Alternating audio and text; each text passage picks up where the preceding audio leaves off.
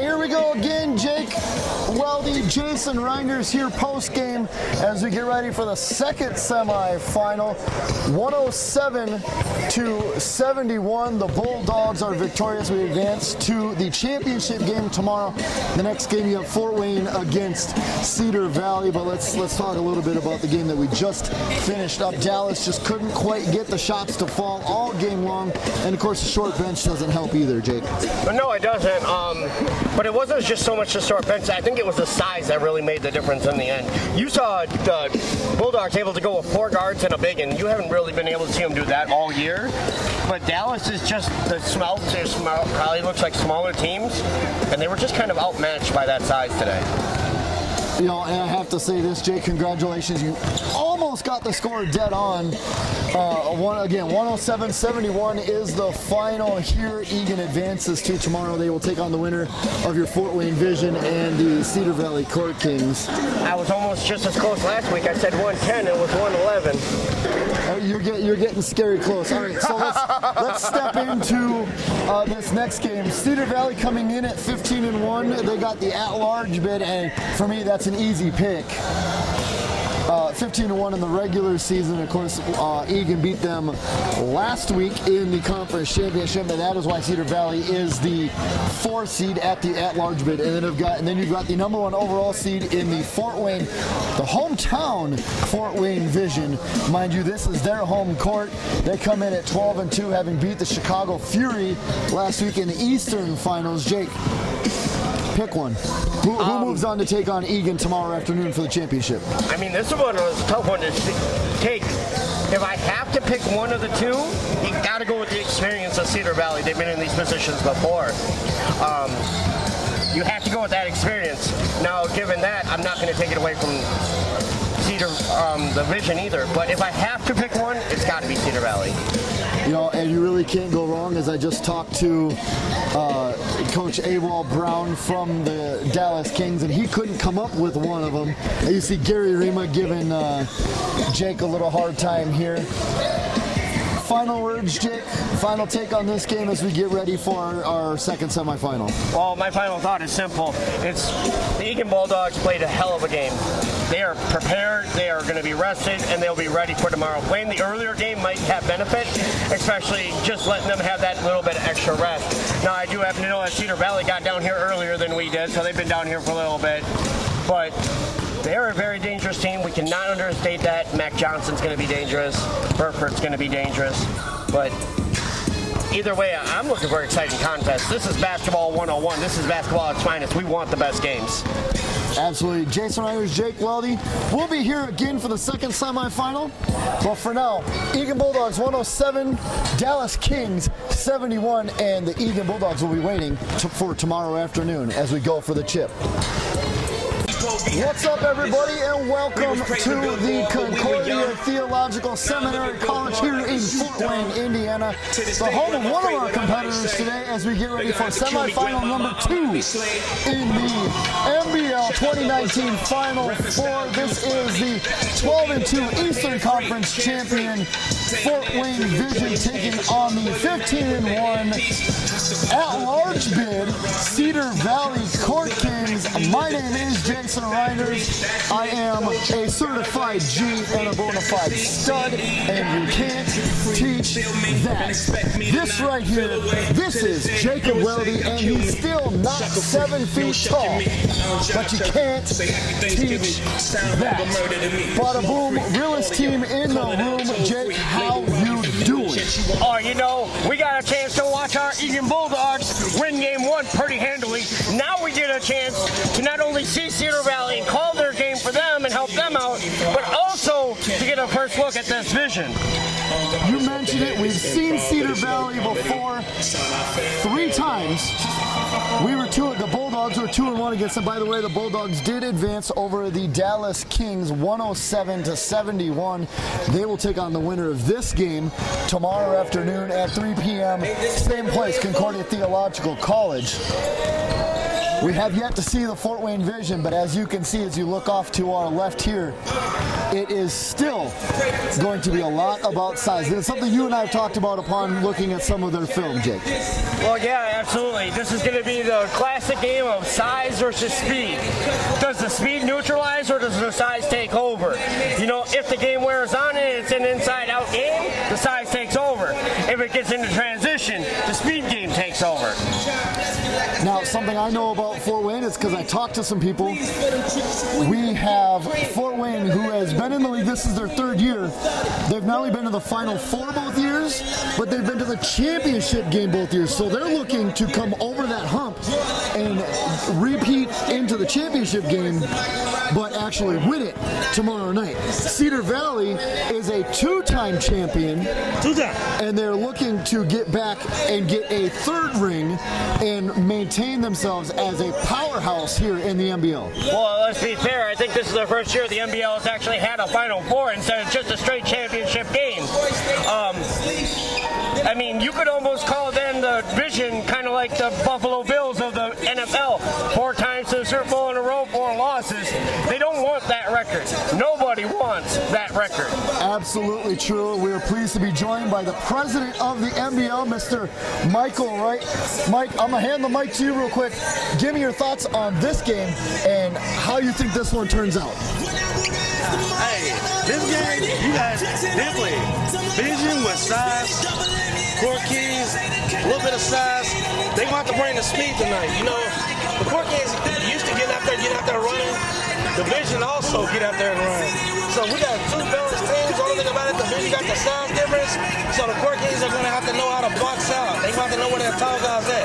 If they box out, crash the boards, this game good, you go to Courtkings way. If they don't box out and don't run them off the perimeter, you know, which the Vision can't shoot when they get hot, then it can be a long night. So. Well, thank you, Mike, and congratulations on another good season. I know your tenure as the president's coming to an end here. Thank you. Congratulations on starting up a great league. Hey, we'll see you tomorrow. Jake, last word here is something we always like to do. Pick a total. What's the winning total here?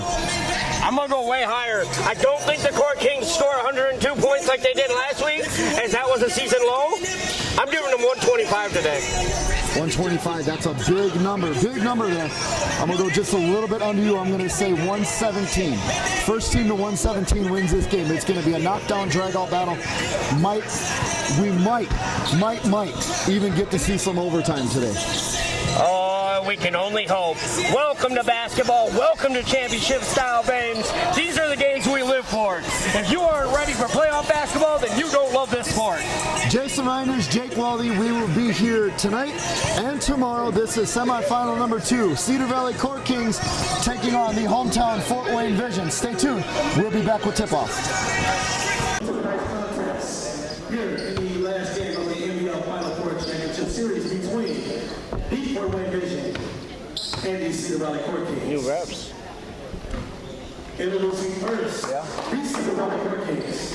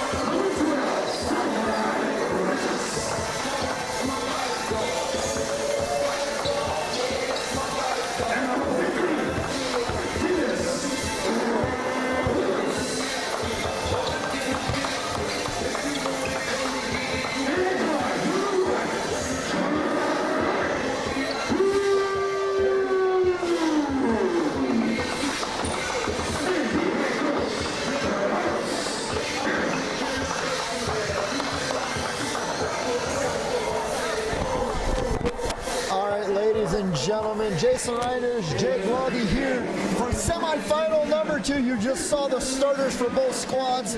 Cedar Valley Courtkings against the Fort Wayne Vision. Cedar Valley coming in off of a magical regular season 15-1 and then suffered their first ever home loss in the Western Conference Championship to the Egan Bulldogs, who, by the way, the winner of this game will face tomorrow for the championship. And then you have the hometown Fort Wayne Vision, who beat the Chicago Fury last week to gain admission, if you will, to this Final Four. Looks like we have defending MVP Brady Burford taking on Dennis Williams in the tip. 3, 2, 1, we're off, and a very quick 2 points. Wow, that was fast for Amici Wells and the Courtkings. And immediately the Courtkings are going with a semi-full court press. That is Reggie Lytle, and the ball is thrown away. Pass intended there for Trey Cruz, and it's 2-0 Courtkings with 11:39 to go here in the first quarter. I mean, if you look at this Vision team, they're built a lot like the Eagle Bulldogs are as far as their big guys and small guys as a mixture. Andre Hicks, Amici Wells. Amici Wells around the corner, gets into the lane, gets the layup, no, can't get it. And that rebound falls to Quan Adams. And that, wow, nice steal and a recovery by, I believe that's Andre Hicks down low. And that one's stolen away, tipped away rather, from Anthony James of the Courtkings. A 3-ball there from Trey Cruz, no, can't get it to fall. And that's Adams, no, and James comes down with it, and we're off and running. Michi Wells. Number 25 with the 3-ball, and number 25 is Jaree Crawford. Reggie Lytle in, and Quan Adams ties the game up at 2. Quan Adams, his first 2 points of the game. 2-all, 10:45 to go here in the first quarter, and it is Andre Hicks to bring it up.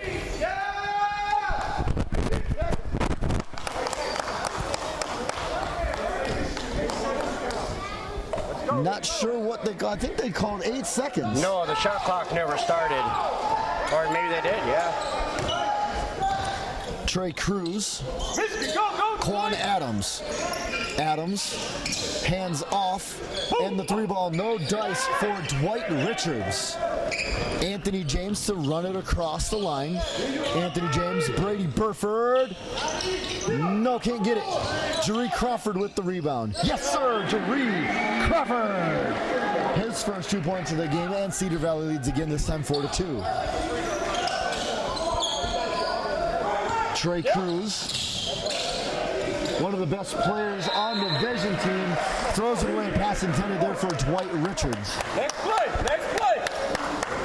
You can hear head coach Carlos Derrick of the Vision right beside us. Andre Hicks runs it across. And a miscommunication on that pass comes to Crawford. Burford, no. Burford all the way in. Burford, yes, sir!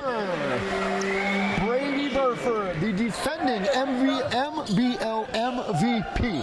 Try saying that 3 times fast, Jake. MBL MVP. Yeah, exactly.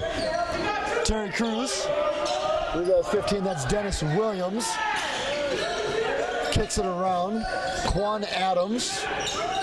Back out. Got to get the shot up, gets the shot up. Nope, missed it. And over the back, and that foul was called. Dennis Williams on the foul. That's the first foul we've had called almost 3 minutes into this game, and it is 6-2 in favor of the Courtkings. Yeah, a little bit different than last game, but, you know, we're getting 2 high-quality teams right now going at it. The strategy seemed to be pretty much get it inside first. It seems to be the strategy for both these teams. Andre Hicks on the 3-ball short. Now, something we've seen with a lot of teams when they face up an NBA 3-point line. Wow, speak of a 3-ball, no, that one's long. On the NBA 3-point line, as Dwight Richards gets his first 2 points of the game, is a lot of teams can't shoot from the 3-point line. This is one of the few gyms that we've seen that has a legit NBA 3-point line. Jaree Crawford No, can't get it. And falls. Amici Wells goes up and draws the foul. That one will go on Reggie Lytle.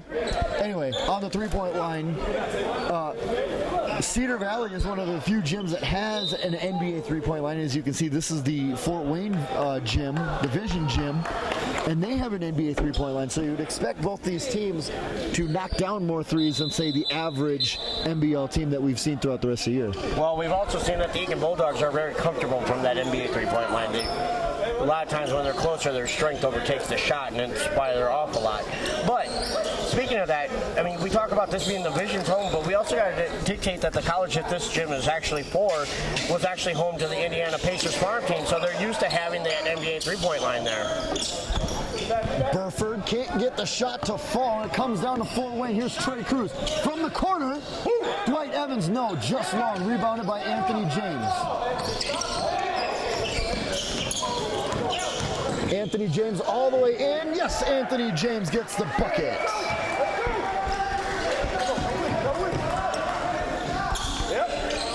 Evans to Lytle. That's over to Cruz. Cruz. Evans for three. No, too far. Rebound again by Anthony James. Anthony James loses it. This one's taken away by Lytle. Lytle's off to the races, gathers it back up, and the layup is good. And it's 8 to 6.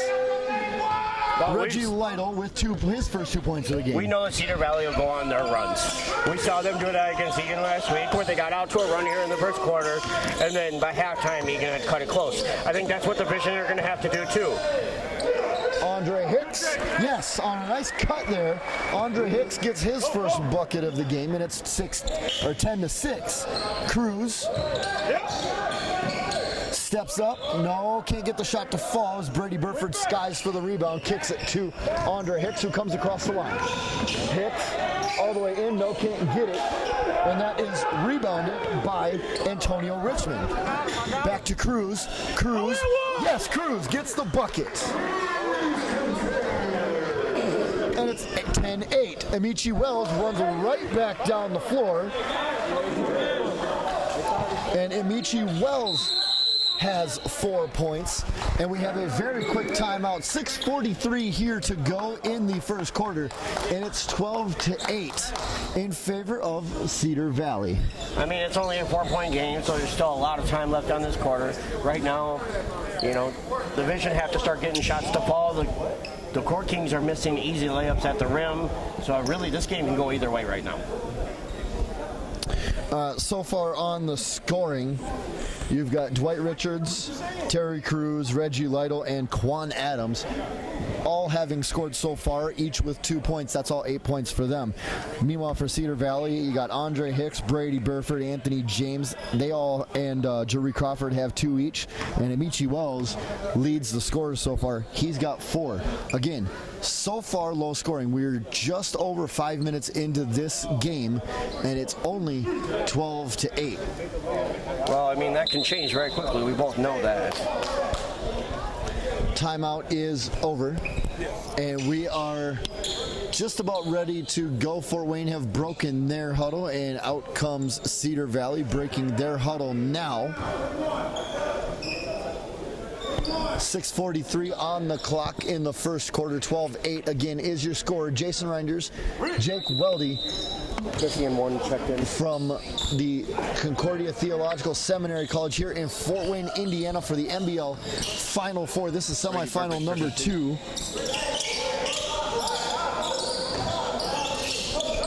And that is Lowell Gregg. Into the lane, gets the shot up, and it's blocked away by Cedar Valley. Kicks it out. Shot clock violation in favor of Cedar Valley, so that one goes on Fort Wayne.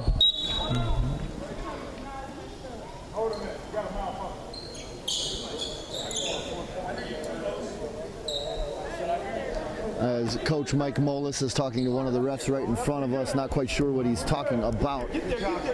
Either way, the issue is solved, and we are ready to go. Inbound comes to Andre Hicks. Hicks gets across the line. Amici Wells into the lane, gets it up, and Amici Wells has 6 so far today, and it's 14-8, halfway done with the first quarter. Coming across the line now is Demarine Smith. Smith again. Kicks it out 4-3. No, and it rattles long, down and out, and that is Sutherland nearly traveling. I'm sorry, not Sutherland. Burrich nearly traveling. Crawford. Yes, Jaree Crawford.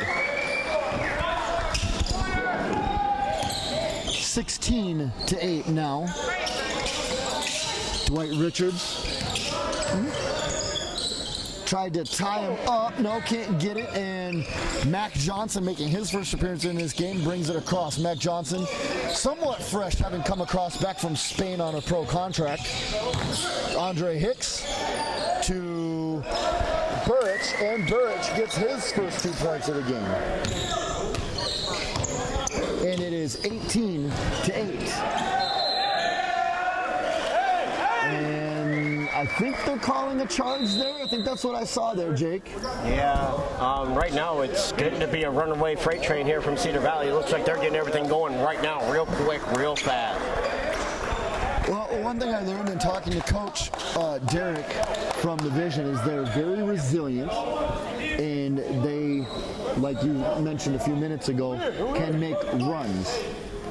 We've talked about, I think we talked a little bit about our pregame, is Fort Wayne seems to have a little bit of size advantage, and now they just have to get some of their shots to fall and not be quite so careless with the ball when they have it. They have to make their possessions count. Long inbound to Crawford for the Courtkings. Back to Andre Hicks. Anthony James getting ready to check back in for Cedar Valley. Hicks kicks it to Sutherland, kicks it to Mac Johnson for 3. Mac Johnson for 3. And we've seen him do that repeatedly, and he is deadly from distance. Trey Cruz. Oh, excuse me.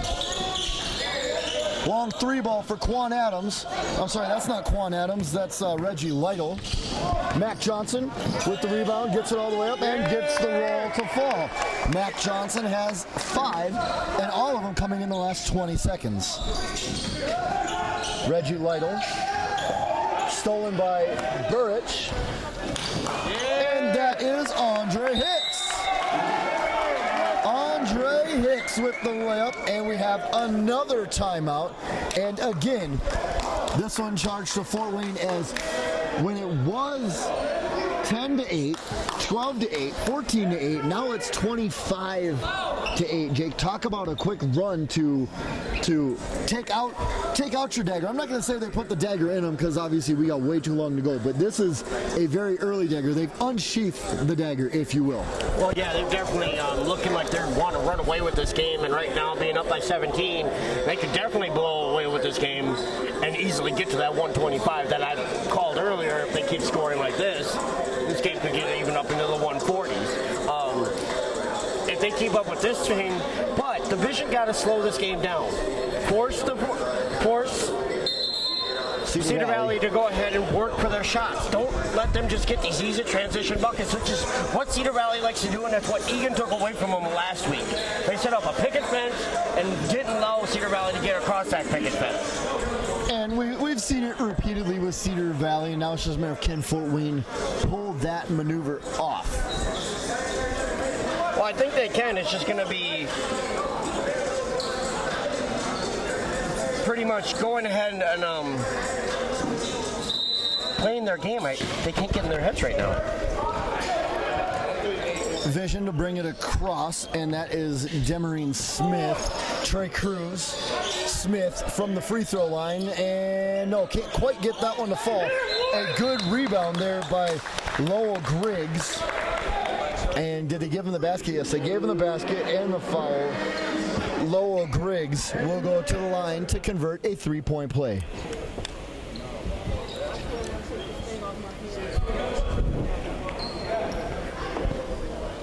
So our first free throws of the game right now. 3:45 to go in the first quarter.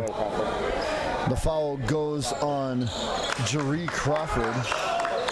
Crawford, 52. Mac Johnson, right in front of us, gets it across the line, kicks it across, nearly stolen away.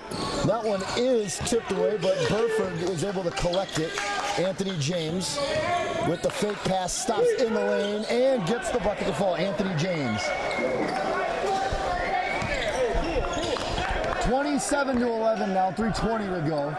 Trey Cruz across the line. Smith, it's Demarine Smith. Back to Cruz. 10 seconds, less than 10 on the shot clock. Kicks it out, that's a long two. And no, that one was by number 5. That was Lowell Griggs again. Anthony James can't get the runner to go. Here comes Griggs. Griggs to Reggie Lytle. Trey Cruz to Dwight Richards. Richards spins. Richards kicks it. And he cannot get it to fall. And that's Brandon Knox. That's 2 in a row that he's missed. He just can't get him to fall. Brady Burford. Burford in the lane. Can't get it to fall. Goes off the edge of the rim. And a good rebound and a save there for the Vision. Knox kicks it. And can't get that bucket to fall. And like we saw in the last game, Jake, one basket is closed and a travel there by Burrich.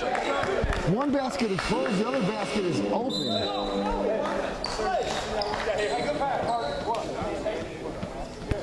Isaac Freeman checking in, as well as Wad Joseph. 2:09 to go, and it's 27-11 in favor of Cedar Valley.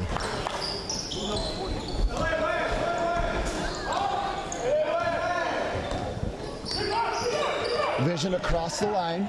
That's Trey Cruz all the way. Kicks it back out for 3. Way short, well short. That one rolls off of, looks like Freeman and Burford that are down there. As it will go back to the Vision here with 1:53 to go. Wad Joseph. 3 ball. Got it! No, I'm sorry. That was a 2 ball by Wad Joseph. 27-13. Anthony James across the line. James to Burford. Burford to Sutherland. Picked by Freeman, moving. Burford, he's going to take the 3 ball. Burford for 3! 30-13. Kicks it to Cruz. Cruz being teamed by everybody. And a push there. That one goes on Mac Johnson. 30-13, 1:12 to go here in the first quarter. Cedar Valley has led essentially from the tip. Well, in fact, they have led from the tip. Since about 11:58 to go in the first quarter, they've led, and again, it really hasn't been close. It's going to be a minute of can Fort Wayne get some stops and hit their shots. Joseph has it tipped away. Mac Johnson comes away with it. And Mac Johnson takes the bump. That one is committed by Wad Joseph. His first. Johnson inbound, gives it to Freeman. Anthony James for 3. Anthony James short. Joseph skies for the rebound. Gives it up to Reggie Lytle. Lytle all the way across, kicks it back out to Joseph. Joseph in the lane, gets it stripped away and draws the foul.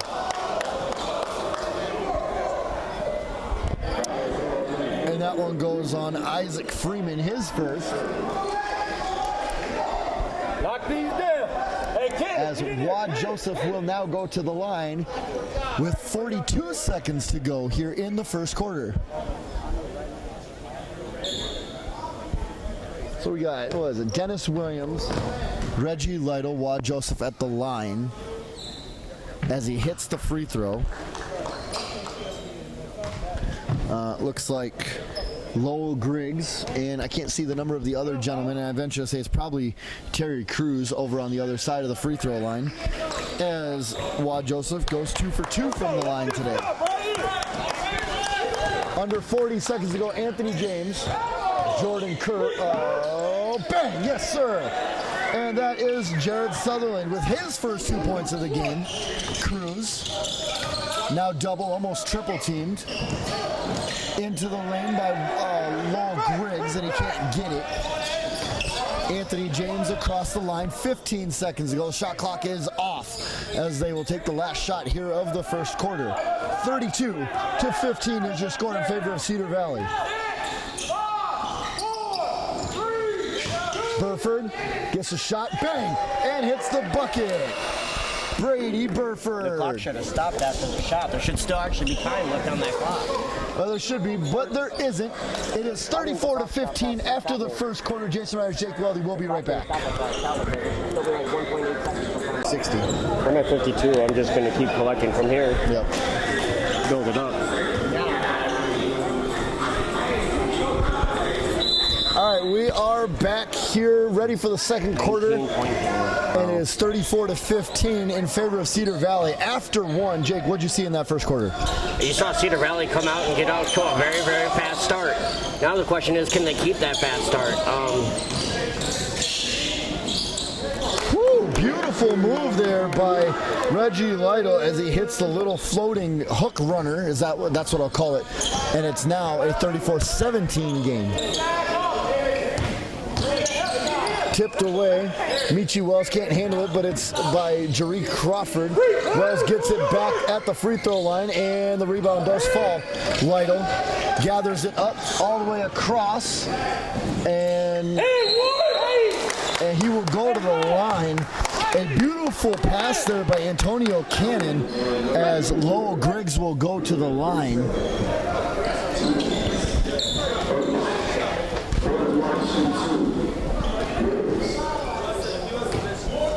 Lowell Griggs to the line again.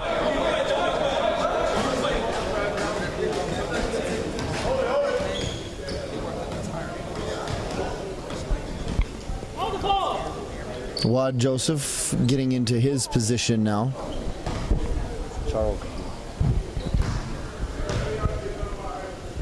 Griggs cannot hit the first one.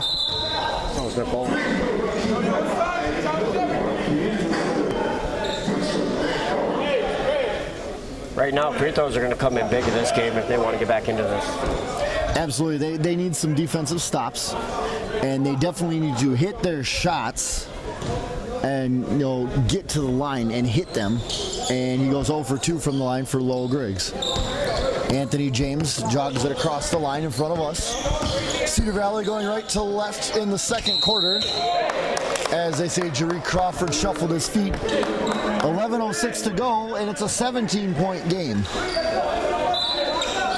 I'm not going to say they need to get it tied up, but they're going to need to get this under double digits for sure by the end of the second quarter here. I mean, to be realistic, I'm going to say the same thing I said last week. They need to get it within 3. Griggs, bang, yes sir. Lowell Griggs.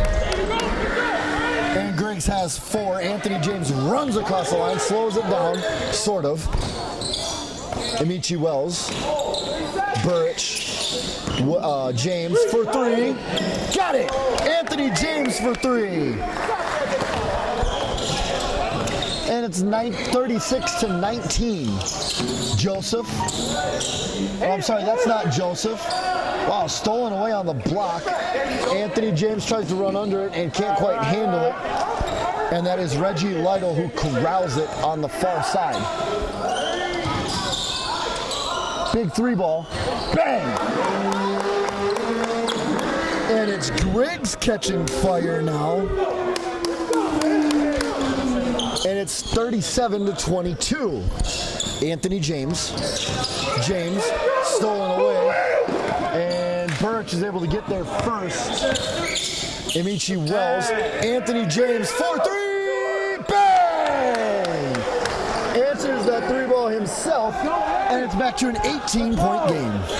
Every time that Vision seem to get something, the Courtkings are answering back immediately. Antonio Cannon, Wad Joseph, Lowell Griggs. Griggs loses it, gets it back. Cannon for three. Got it! Antonio Cannon gets his first 3 points of the game, and it's a 15-point game. Anthony James. Nope, can't get it. It's Cannon, oh, I'm sorry, that's Griggs that comes down with it. That's called an old-fashioned heat check. James again comes away with a steal. James to Burrich. I'm sorry, that's Sutherland. From a short distance with the jersey wrinkled up, a 50 can look like a 30. So that is Sutherland, number 30. Wad Joseph commits the foul, his second.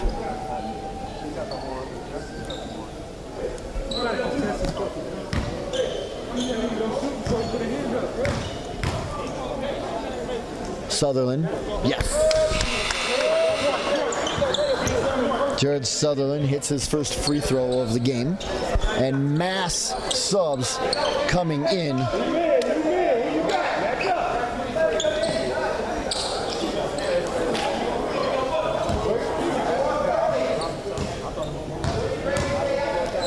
Sutherland, and as the Courtkings usually do, they hit their free throws. Trey Cruz brings it across. It's a 17-point game. Amici Wells on him. Antonio Cannon into Wad Joseph. Wad Joseph, no, can't get it. And a scrap for the ball as Amici Wells comes away with it. Roby tipped away, and 8:21 to go, 42-25. They're saying yes. They said it stays with Cedar Valley.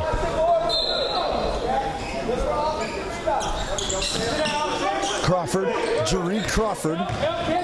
Crawford can't get the bucket as they skies for the rebound. It's Reggie Lytle, I'm sorry, Trey Cruz. Antonio Cannon for three. Timeout, Cedar Valley, 8:05 to go, and it's a 14-point game. It's not close, but they're doing their best to get themselves back in this game. Well, it's a lot closer than it was to start the quarter, and it's only 4 minutes in. They've already cut the lead by about 5. If they keep pounding away at that, they could get it down to a 3-point game before half.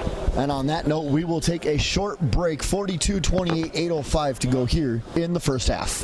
Ministry official. All right, 8:05 to go here in the second quarter. The timeout is over. That's Kushan, or I should say Kushan Roby. Inbound to Andre Hicks, 42-28 in favor of Cedar Valley as Fort Wayne attempts to get a stop and hit another shot to get it a little bit closer. Jaree Crawford. Oh, a huge block over there by number 6, Antonio Richmond, and it will stay with Cedar Valley, but that's a big block there, Jake. That was a huge block. I mean, they've been hitting those shots, so to get that out of the bounds is huge, because maybe now they can create a turnover and get something going. Amici Wells has it tipped away, and Fort Wayne comes away with it and loses it, and it goes right back to Cedar Valley. So a chance to get out on the break, and they just can't get away from the sideline. And it hurt them on that one. Hicks. Burford on the pick. Hicks. Kushan Roby for three. No. Burford skies, can't get the rebound, and it falls. Wad Joseph comes away with it. Here comes Trey Cruz. Into the lane. No, can't quite get it to go. Antonio Richmond just can't get the shot to find Twine. Burford, the defending MVP of the league. Amici Wells has it knocked away. Amici Wells, Jaree Crawford, no. Kushan Roby, and they're going to say there's a push down low on Kishan Roby.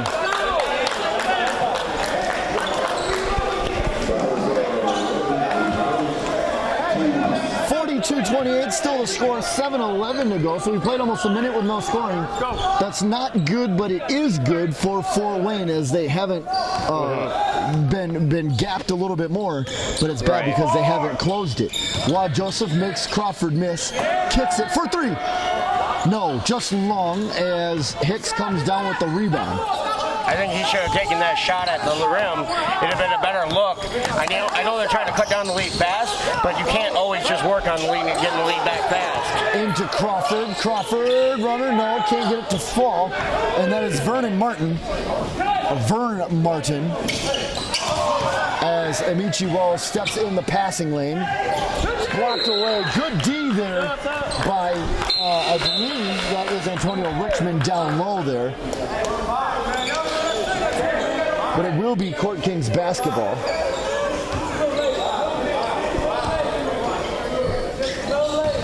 .6:26 to go now. Still same score of 42-28. Amici Wells into Mac Johnson. Mac Johnson getting played most of this season in Spain. Brady Burford.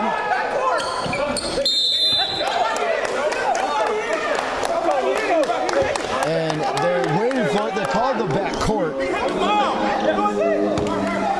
Demarine Smith inbounds. Trey Cruz for three. Trey Cruz long as Vern Martin skies and gets beat out by Jordan Burrich on that rebound. Hicks, Johnson into, Burford with a spin move in the jam.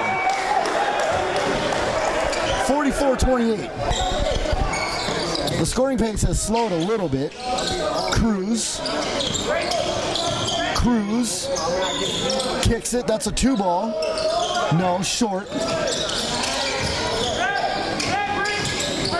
And Hicks gets around two Fort Wayne defenders. No look pass to Amici Wells into Burford. Burford can't get it. Tipped back. No, can't get it. And it is Burrich who does. Amici Wells can't get it, and Trey Cruz finally comes down with it for Fort Wayne. Yes, sir, Burr. Into the lane. Oh, nice block there by Amici Wells, and an even better save out to Mac Johnson. Mac Johnson. Burford. Hicks for three. Hicks, yes, sir! Andre Hicks with his first three ball of the match. 46-28. It's back to 47-28. And it's back to a nearly 20-point game. Hicks uses his body to shield it, gets the shot up. He will go to the line as it is Antonio Cannon on the foul. Timeout for Fort Wayne. It is 47-28 in favor of Cedar Valley, who have led from the tip. We will be right back. 4:48 to go here in the first half. It is 47-28 for Cedar Valley. Are you asking fouls and timeouts? I wasn't sure. Again, 47-28. Cedar Valley has led the Fort Wayne Vision since the very, very beginning. As we return to play here, Andre Hicks with a chance to make it a 20-point game, even a 21-point game if he should hit them both. Andre Hicks hits the first free throw. And just like that, we have a 20-point game. Right now, what you're seeing is just Cedar Valley imposing their will. Really, the question is the second half could be a different ball game. We've seen this before in the past. Second one falls off, and it goes right back to Fort Wayne. As that was Quan Adams trying to sky for the rebound. He couldn't come down with it. Mac Johnson inbound for Cedar Valley. Inbound is tipped away. Coming in from behind him, here's number 9 again. That's blocked away this time by Brady Burford. Andre Hicks stops. That's a two ball. Should be a two ball. And That's rebounded by Fort Wayne. Here comes Dwight Richards. Richards into the lane, has it stripped away by Burford. Travel. And it will go to Cedar Valley. I think. No, it's going to stay with Fort Wayne. Okay, that's an interesting call.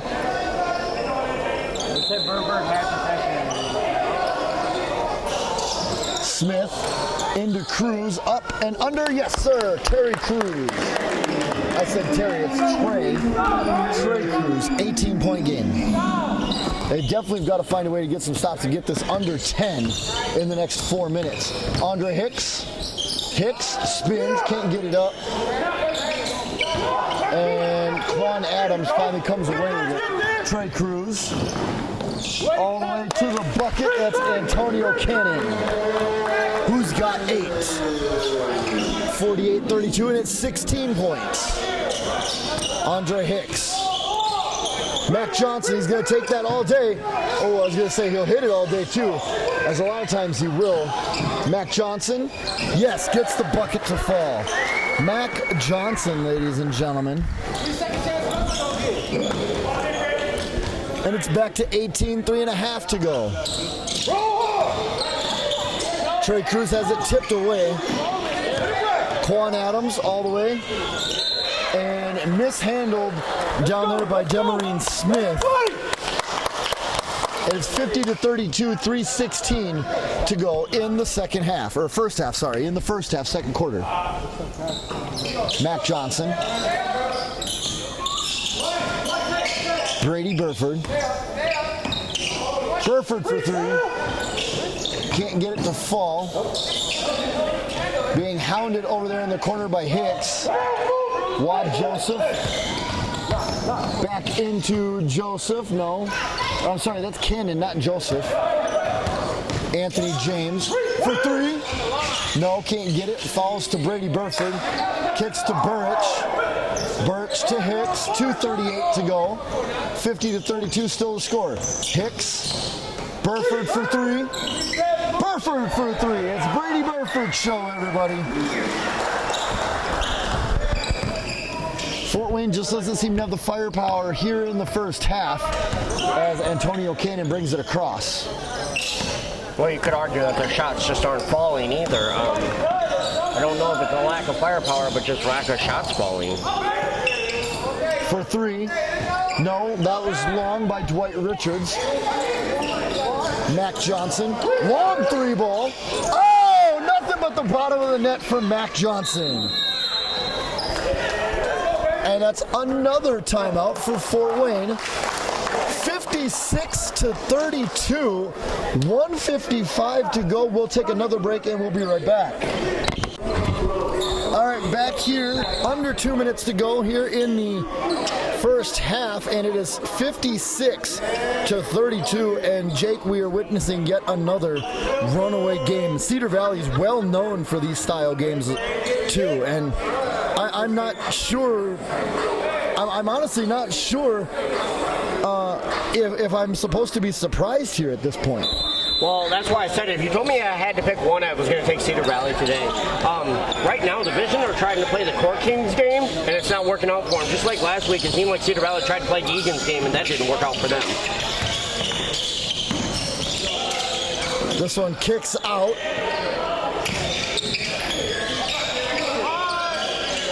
Five on the shot clock. Cruz finally gets a shot up. And Dwight Richards gets the shot up off the rim, and it falls to Brandon Knox, who gets the bucket to fall finally. Anthony James coming down to about 60 seconds to go here in the first half. Kicks it to Drew Crawford. Drew Crawford, that's 2. All the way up, and still Fort Wayne ball there.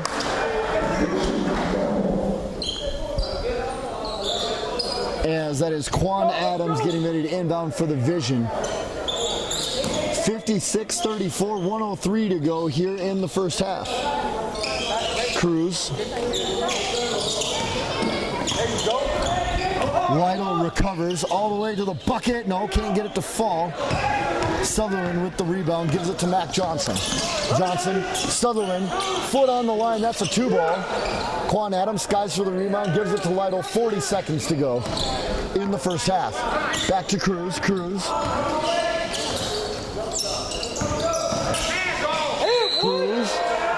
draws the foul, and that one will go on Mac Johnson.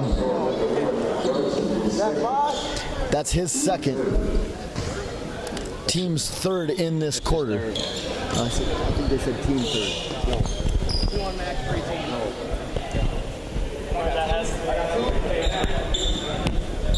A little bit of perspiration cleanup. A little bit bigger crowd than we saw in the last game, Jake. Some of it, of course, is the Egan Bulldogs have rejoined the crowd. And I think some of the Dallas Kings are in the crowd, too.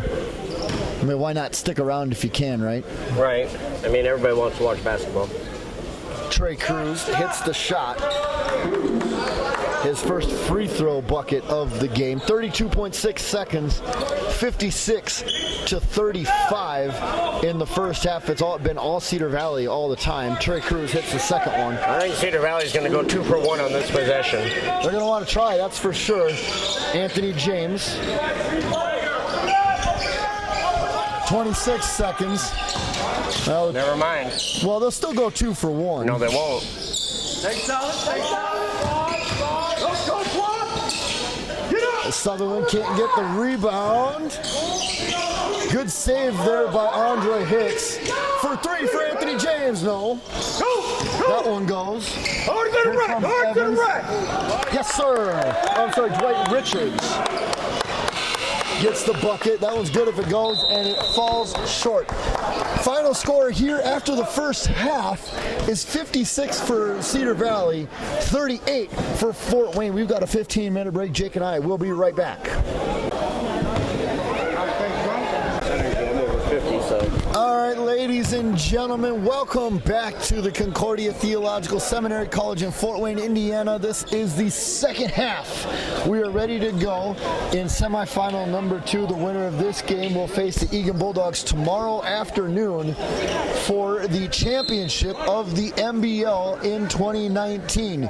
Cedar Valley Courtkings currently have 56 points. They have led since the tip over the hometown Fort Wayne Vision, who have 38, and we are ready. We are underway in the second half. Trey Cruz brings it across for the Vision.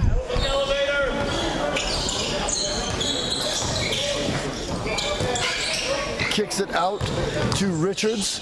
Richards stops, turns, and hits. He's got 6. Andre Hicks. Hicks spins, kicks it to Burford. Burford. Get up, let's go. Rebounded there by Hicks on the follow. Lytle.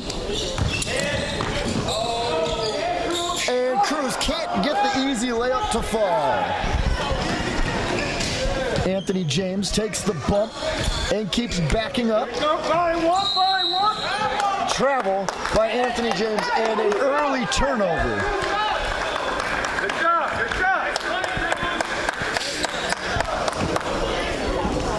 Inbound here, Quan Adams will give it up to Trey Cruz. Cruz.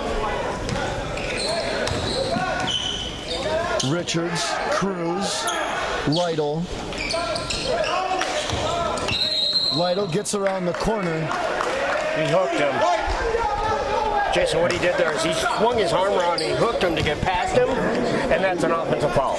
Offensive foul, good call there, Jake, and we saw the ref call it right in front of us, but you called it just before him. 56-40, 10 and a half to play here in the third quarter. Jury Crawford. Crawford. They got to close that airspace. Burford takes the bump, can't get it to fall. Crawford comes away with it. Anthony James thinks about it, steps back. Hicks, talk about closing the airspace. They closed it down there for a second. Hicks gets a running start, gets into the lane, turns, and gets the bucket to go. Andre Hicks, ladies and gentlemen.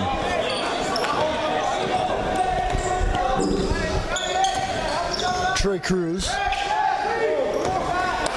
Dwight Richards. Richards loses it, gets it back.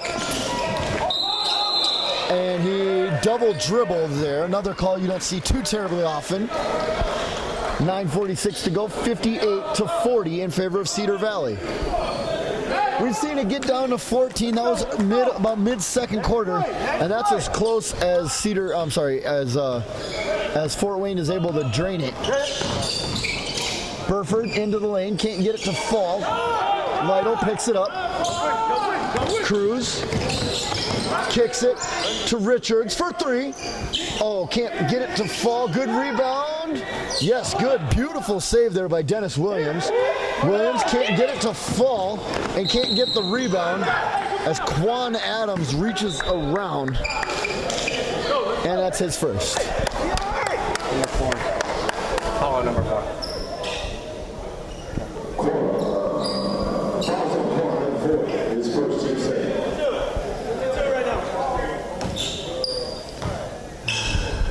Amici Wells gets the inbound, races across the line. Get up! Rebound falls to Amici Wells as he follows up his own miss. Jerry Crawford drains it from distance. That's a big three ball there. Timeout. Fort Wayne, 9 minutes to go. We played 3 minutes here, and it's 61-40. Jake and I will be right back. The face of the baseball and stayed in the game. That's something. Yeah.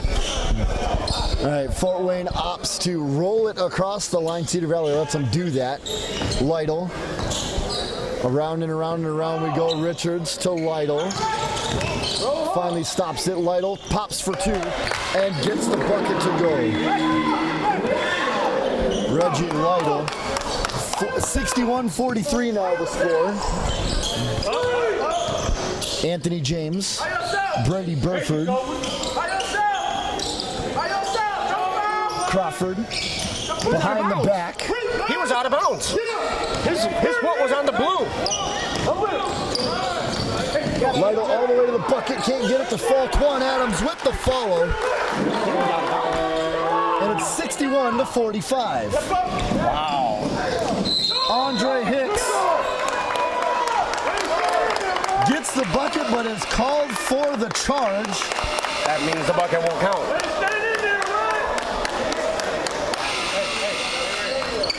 8:07 to go.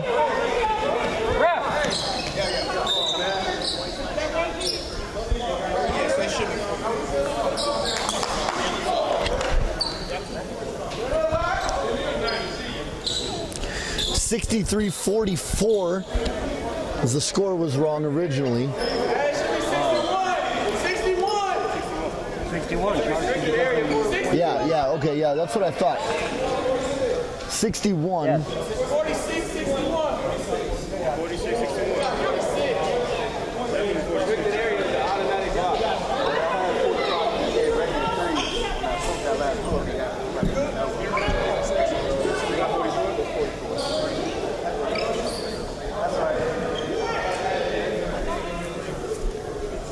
All right, a little bit of scoring confusion. We got it all figured out. 8:07 to go here in the third quarter. 61-44 is the score. Reggie Lytle to bring it up. Richards, Cruz, back to Lytle, back to Cruz. Cruz. Richards, no, can't get it. Quan Adams skies for the rebound, can't come down with it. Comes away with it eventually. Richards turns in the lane, can't get it to follow. Wow. And just a lot of easy missed shots there. Burford dishes to Hicks. And good hustle over there by Reggie Lytle, but he can't keep his body in bounds. And it's back out of bounds in favor of Cedar Valley, who will inbound. It's Andre Hicks on the far baseline. Anthony James, Andre Hicks. 7.5 to go now here in the third quarter. Back to Anthony James, top of the key. Amici Wells, Andre Hicks. Burford turns. Quan Adams gets the rebound, and the foul is committed over there by Anthony James.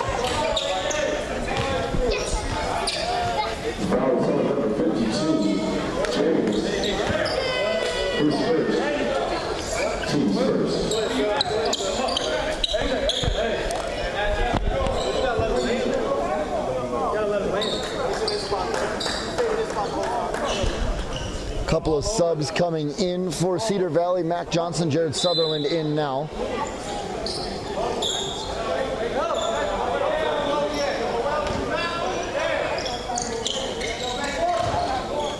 Inbound comes to Antonio Cannon.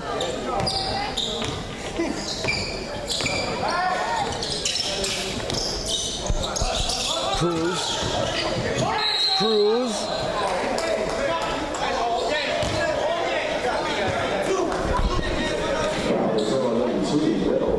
Amici Wells commits his first foul of the game, and it's 61-44 now with 7:01 to go in the third quarter.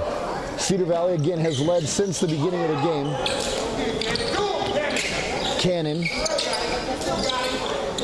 Cannon thinks about it, gets into the lane, kicks it to Quan Adams. Quan Adams, yes sir! Quan Adams. And here comes Fort Wayne. Can they complete this? They're going to need to continue this run and get a couple more stops to put Cedar Valley under pressure. Amici Wells, Mac Johnson, Jared Sutherland for three. No, can't get it to go. Quan Adams skies for the rebound. Here comes Terry Cruz. Cruz stops, pops in the lane. Yes, sir! Terry Cruz. That was good elevation right there. He got into a shot, got into his sweet spot, and knocked it down. Sutherland tipped away. Cedar Valley ball. And right now the game's only 13. This is about the closest we've seen it in the entire second quarter. Mac Johnson inbound. Crawford spins and hits the bucket, hits the little runner. Jeree Crawford has got 9.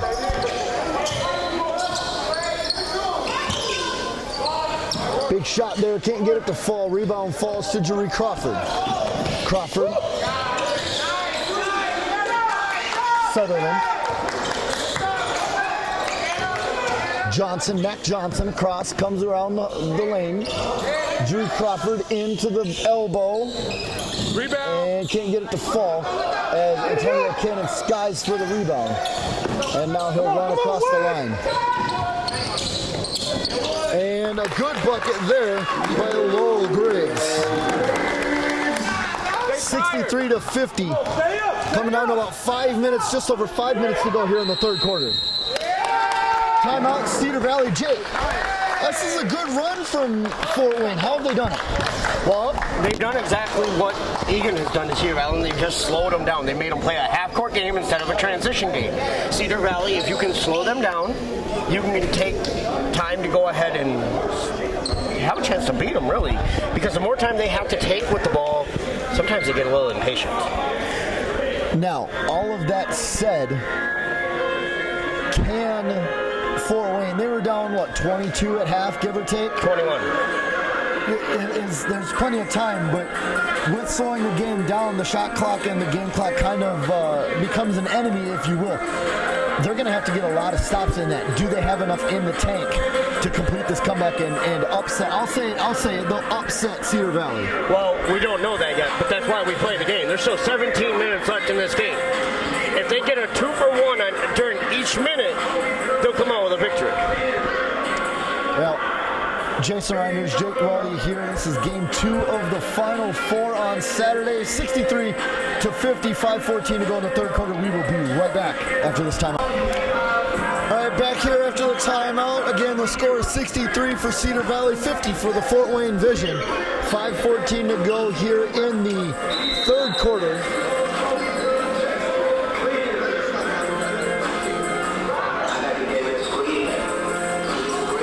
It sounds like there's a Cedar Valley, a shot clock issue. I think they call timeout after a made basket.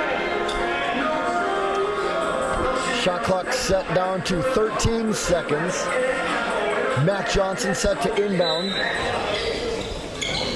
Inbounds to Andre Hicks.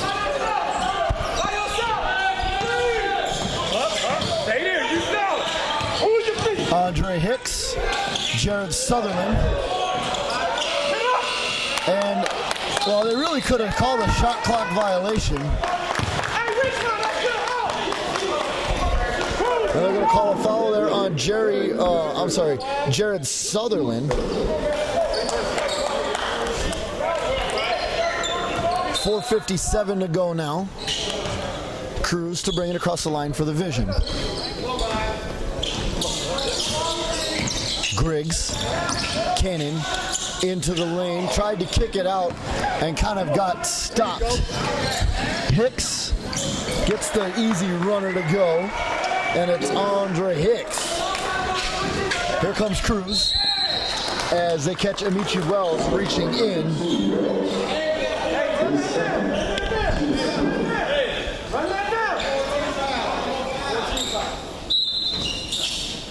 One more, and Fort Wayne will be in the bonus, Jake. 65-54 and a half to go in the third quarter. And that could be something that helps them. If they can get that bonus and start attacking and maybe get old-fashioned and ones or whatever it takes. Cruz thinks about it, doesn't go for it, kicks it to Lowell Griggs. Lowell Griggs into the lane.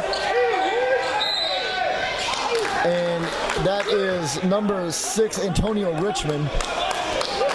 He really should have gone up and on contact put the shot up, and you would hope hit it to convert a three-point play, but he will go to the line with a chance to convert his first points of this game. Well, when he spun, he could have gone up right there and just gotten the 2 instead of trying to lean in and get a... And that's where the contact was on the spin. As he gets that, that's his first point of tonight's game. 65-51, and it's again a 14-point game.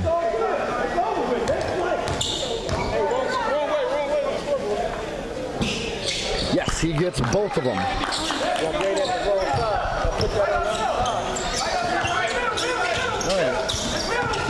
65-52 now. Hicks to Crawford. Crawford, 2. Got it. That's a long 2-ball for Jaree Crawford. And that's a long 2-ball just inside the lane for Lowell Griggs. 67-54, and it's a 13-point game.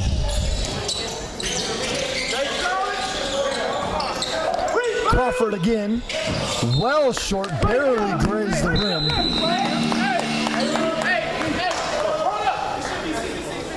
No, it's right.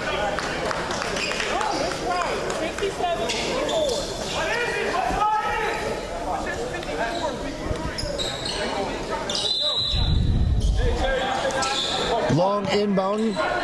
Cruz runs under it, collects it. Cruz kicks it over to Cannon. How was it, Cannon? Cannon into the lane.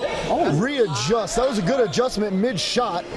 Oh, wow. Nearly stolen away. Burford, Sutherland. Sutherland all the way into the lane. Can't get it to fall. And a good rebound there by Fort Wayne. Here comes Lowell Griggs. Griggs kicks it.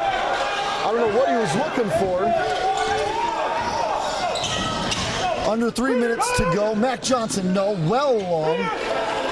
Griggs, Cannon going to run to it. Cannon into the lane. Gets the bucket and one. Yes, sir. Antonio Cannon, ladies and gentlemen. And that one goes on number 50, Jordan Burrich.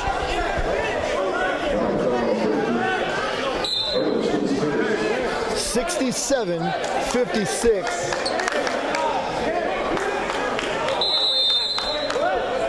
2:45 to go, and Cedar Valley has called a timeout.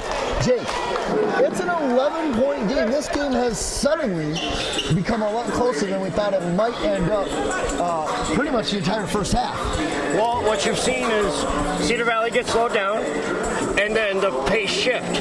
As soon as the Vision get out a chance to get out and run, they're trying to use that shiftiness to get shots at the rim. Instead of settling for 3 balls, they're starting to attack the rim. And in that, they're forcing Cedar Valley to miss shots. They're not getting the open shots that they were most of the entire first half, and therefore, on top of that, they're also crashing the boards. Well, I think that's more because they're playing more disciplined. They seem like they were nervous in the first half, but now they've settled down. They've settled into their game. They're starting to play Vision basketball instead of playing Cedar Valley basketball. Well, and we've seen, if you can rattle Cedar Valley, they're not the most, well, I don't know. They're a very clutch team. They can definitely perform under pressure. But if you continue to hit your shots and force them to slow down, they will miss them. And then it's just a matter of you continuing to hit yours. You can close gaps. And as you said earlier, you can even beat them. Correct. As the timeout ends here, again, a recap. 2:45 to go here in the third quarter. And when it started as a 21-point gap, it is 67-56 now. Cedar Valley, who's led from the tip, continues to lead now. But Fort Wayne is on a big-time run. Oh, I mean, we've seen the Egan Bulldogs give up a 36-point lead to only win by 11. So it's not inconceivable. This is Antonio. Game after this. This is Antonio Cannon to the line, looking to convert the old school three-point play. And he does, and we have a 10-point game. The closest it's been since like maybe the first quarter. Easily. Andre Hicks. Brady Burford. And that ball is kicked. Burford runs back and gets it. Ooh! Andre Hicks, long.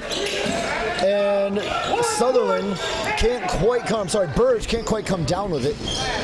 Falls to Cruz. Joseph into Antonio Richmond. And that's his first field goal of the game, as we now have 2 minutes to go in the third quarter. 67-59. Anthony James. Mac Johnson. Mac Johnson grabs the rebound. Stay solid. Stay solid. Stay solid. And they get Richmond on the no. They call a timeout. Wow, they called the timeout there. So back to a timeout, 1:45 to go here. 67-59. Cedar Valley still leads. Jake and I will be right back. Wow. Timeout is over. Mac Johnson will inbound with 18 seconds to go on the shot clock here. Johnson gives it to Hicks, who steps back behind the three-point line. Picks up his dribble into Burford. Burford into, I believe that is Southern. Oh, no, that's Burge. That one goes on number 6, Antonio Richmond.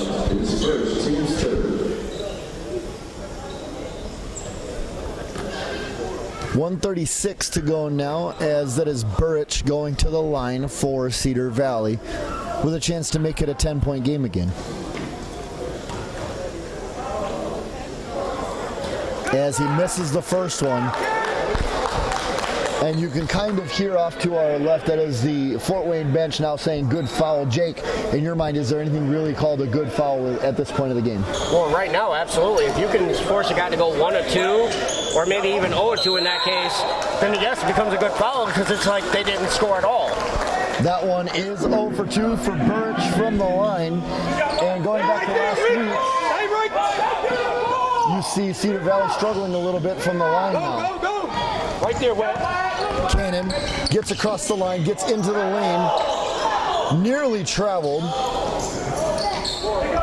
Cruz gets around the corner and draws the foul on Anthony James.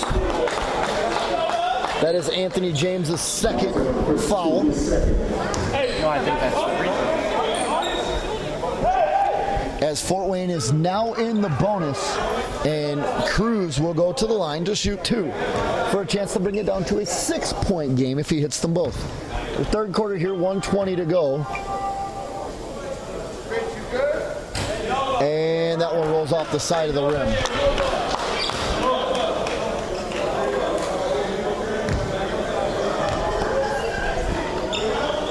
He gets the second one to go.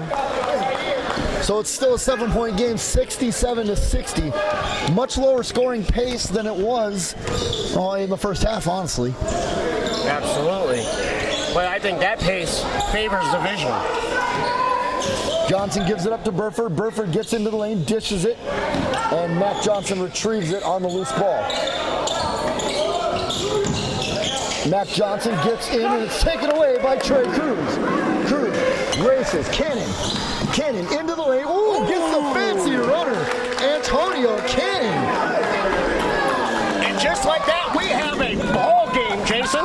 5-point game, 40 seconds to go. Burford for three. Burford off. Mac Johnson, he'll take that all day. He'll hit it all day too, but he missed it that time. Cruz. And he's going to back off and let this one expire.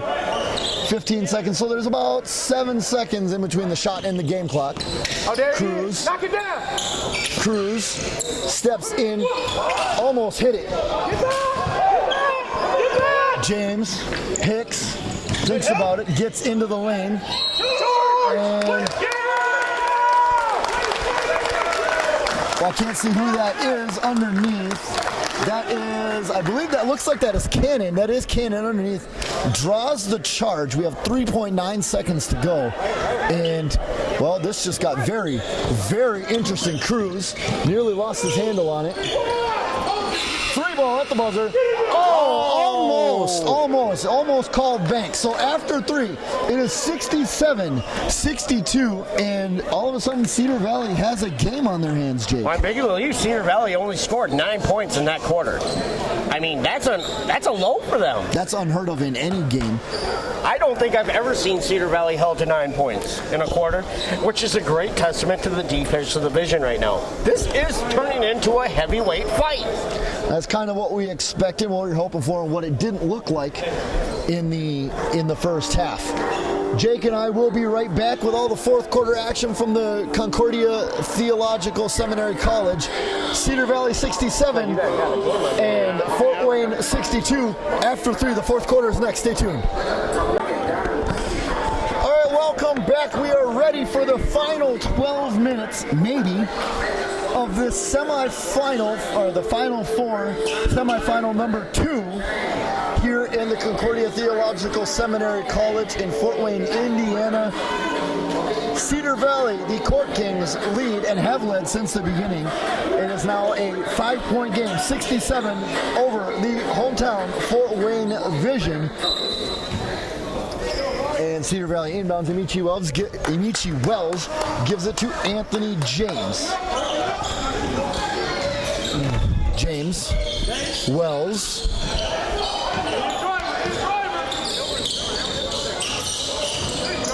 Wells spins in the lane, gets the own rebound, and is tied up, and they're going to give him a jump ball, Jake. Yeah, well, I mean, that's a good call. I mean, he went up, the other guy grabbed it too. They both have the right for possession of the ball, but what you're seeing right now, and this is something that we didn't touch on, Cedar Valley's known for getting on that late third, early fourth quarter big run. They didn't get that. I think they used it in the first half. Well, if they used it in the first half, then they could be in a lot of trouble. Because they usually use that to get the game back to close and blow it open. So it looks like we have Brandon Knox going against Amici Wells at the free throw line here for the jump ball. Knox. And it's going to go to Fort Wayne.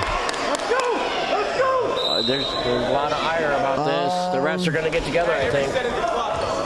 Yeah, they're going to turn it home. They're going to reverse the call. They reverse that call, so it does go to Cedar Valley. Amici Wells to inbound. Anthony James can't hit it. Cruz behind the back. That's a three ball. No, sir. And they're going to give it to Cedar Valley. That is Demarine Smith. James into the bucket. Anthony James gets the bucket to fall.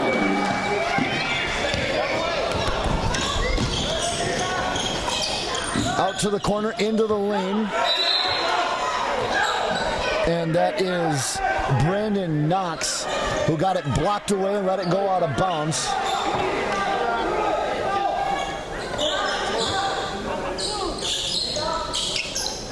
Fort Wayne to inbound.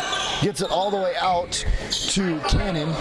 Cannon gets around James, takes a bump, gets his own rebound, and gets the bucket to fall. Antonio Cannon. 69-64, still a 5-point game. Anthony James in off the side of the backboard. Knox collects it.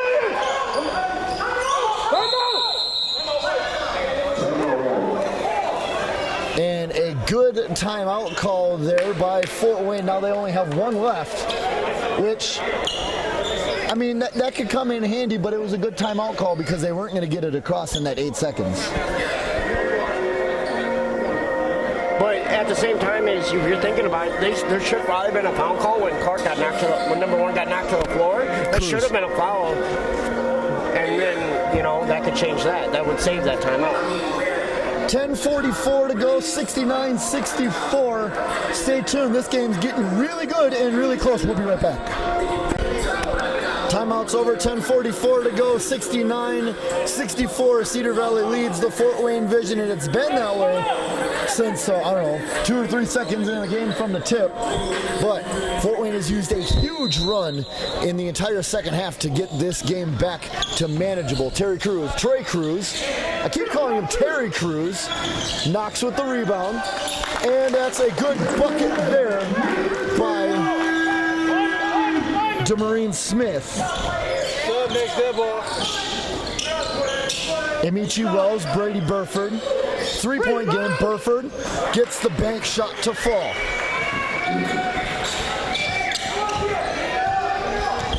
Cruz brings it across the line. Picked by Smith. Cruz into the lane, kicks it to Knox. Knox. And that is Cannon underneath, all the way underneath. Gives it to Smith. Smith loses it. Burford collects it and hands it to Anthony James. It's a 5-point game. 3-pointer. Bang! 3-ball for Amici Wells. 74-66, just like that. It's an 8-point game again.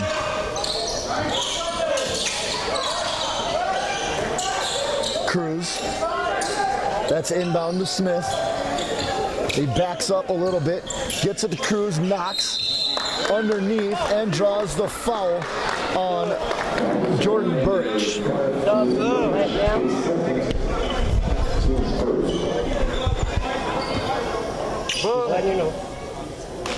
Yes, ma'am. Knox will go to the line. He will shoot 2. 9:26 to go here in the fourth quarter. Bang. Brandon Knox hits the free throw. Jake, this is a spot where free throws can definitely come in handy. Absolutely, and that's why I said the Vision's missing some of those earlier. Could it haunt them? It's the same thing with any team. You need to knock those down. Those should be about an 80% thing unusual. Knox goes 2 for 2 on that trip, and it's 74-68. Birch. Wells gets all the way into the lane. Amici Wells, uncontested, all the way to the lane. Cannon to the lane himself. Johnson skies and grabs it off the backboard. Burford can't get it to fall, and knocks it away. No pun intended. Falls to Cruz. Cruz stops inside the 3-point line. Skies can't get it to fall.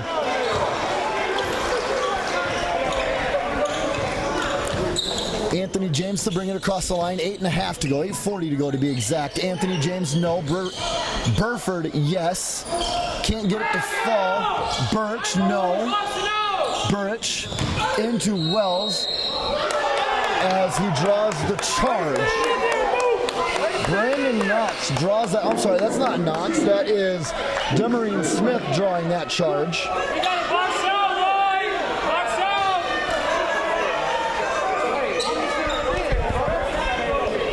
Fort Wayne will inbound here.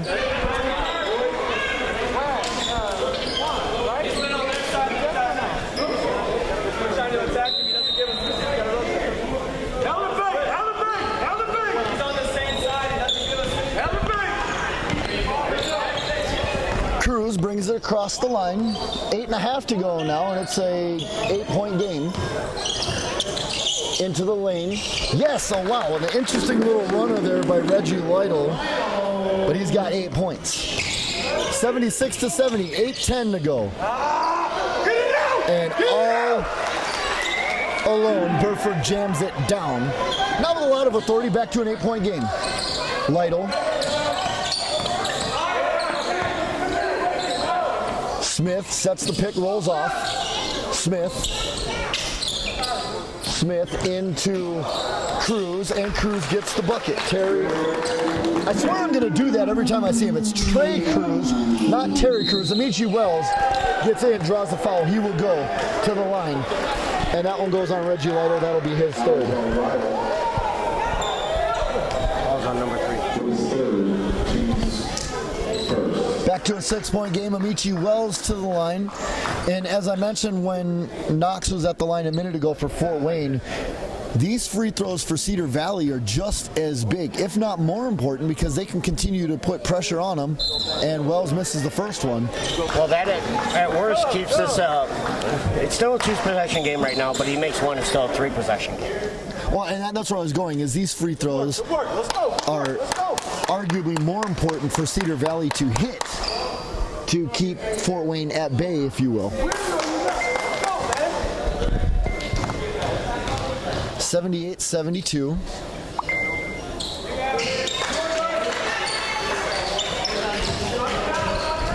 As he gets the next one to fall, goes 1 for 2 from the line. Here comes Cruz. Wad Joseph into the lane, and a good follow by Quan Adams.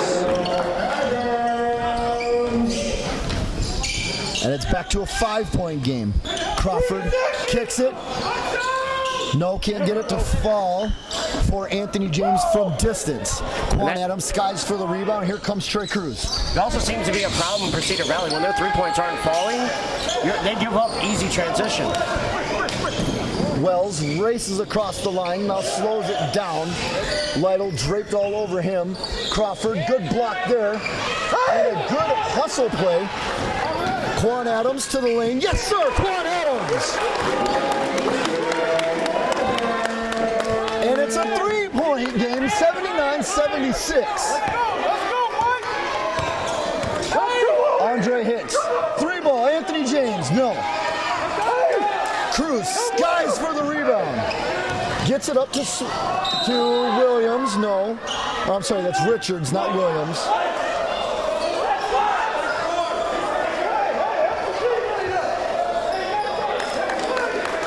Jake, did they call a charge there? That's what I'm seeing. That's what it appears, and then it looks like he was going to change it. I don't know. It's 6.5 to go here in the fourth quarter. We have a 3-point game. Andre Hicks for Cedar Valley. The Courtkings have been put under major pressure, and he misses that one. And that's a bad bump by Amici Wells, and a foul. I tell you what, if the refs wanted to on that one, they could almost call a flagrant because he was up in the air. He was defenseless. That could be called a flagrant foul. Defenseless foul, or I'm sorry, defenseless player potential. And you can hear Coach Mullis, or you see Mike Mullis, talking to the ref. And he's essentially saying the refs are trying to tilt the court.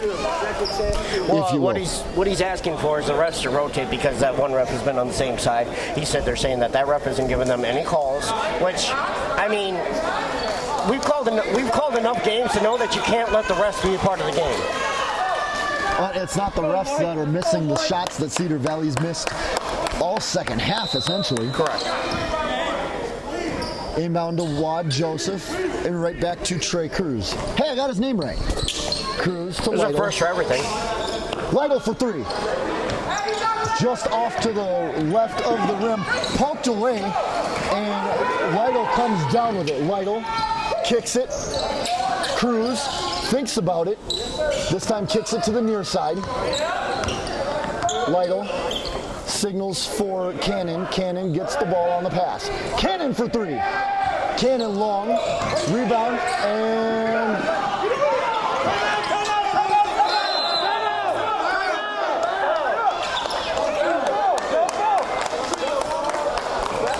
saw Coach Molis, as soon as Anthony James got the ball, screaming for a timeout. I think they called a jump on that one. They did. But at the same time, I mean, there could have been a penalty called when the other guy was knocked into his legs. They're letting them play, essentially, and it seems like there's some testy patience. Cedar Valley's not used to it. The refs are going to conference, as there was a jump ball called, but I mean, I could clearly hear it as Cedar Valley had possession and Coach Molis was screaming for a timeout. And he does get his timeout. Jake, this game is coming down to the last 5 minutes and 40 seconds. We have a 79-76 score. Cedar Valley is blowing basically a 20-point lead. I hate to say it, but I'm at a loss for words. You don't see this too often. No, we don't see you at a loss for words for too often. So that's a good thing for me. But right now it looks like really the Vision have just slowed down and played defense.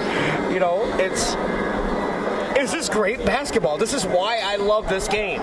You're watching two heavyweights knock each other in the mouth. Evander Holyfield, Mike Tyson. Buster Douglas, Mike Tyson. You know, Lennox Lewis, Evander Holyfield. All those fights. Muhammad Ali, Evander and Holyfield. George Foreman. And the George Foreman. The Rumble in the Jungle. But this is the Rumble in Fort Wayne, Indiana. This is our right to go to the championship game. You can't tell me they're not going to lay everything out there right now. Well, it's win or go home, win or stay home if you're Fort Wayne and you lose. If you don't already know, the winner of this game, be it Cedar Valley or Fort Wayne, will move on and will take on the Egan Bulldogs, who a little bit ago defeated the Dallas Kings 107-71. This game, obviously, what you're watching right now, 79-76, 5:40 to go. Cedar Valley has led from the tip. And we are ready to go.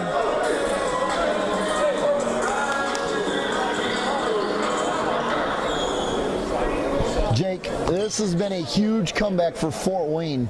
How do they get over this hill? How do they complete the comeback and walk away and get out of here with a victory? Keep putting pressure on Cedar Valley. That's what they got to do. They got to keep the pressure on them. Force them to feel that and knock down their shot. So we do have a jump ball. Anthony James against Cannon, and Cedar Valley wins it. Amici Wells gets into the lane and gets the bucket. Amici Wells. It's back to a 5-point game, 5.5 to go. And that's a hard foul by Amici Wells. That was all contact. And you can see he was not happy about it, but it was a foul. Excuse me, it was a foul.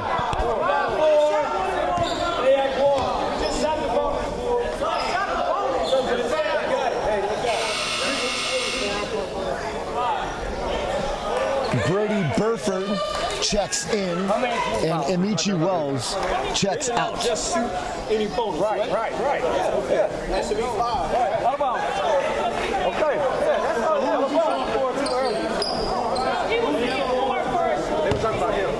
Let's go. Side out, we have Reggie Lytle right in front of us. Cannon, Lytle, into Cruz. Cruz gets in under Hicks, kicks it out. That's Quan. No. Wow, big sky there for Joseph. Quan Adams dishes it to Cannon. Cannon gets in, and they're going to call a block.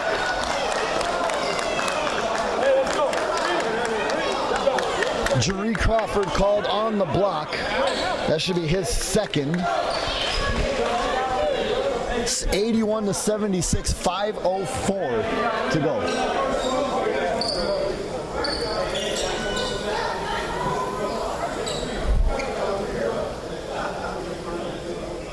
Really, they knocked these down. It's still just a 3-point game.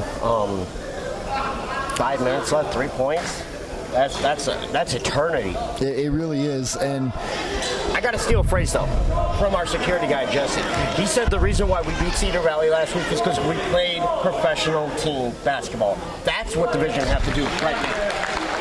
Cruz hits the first of 2 free throws, and it's a 4-point game.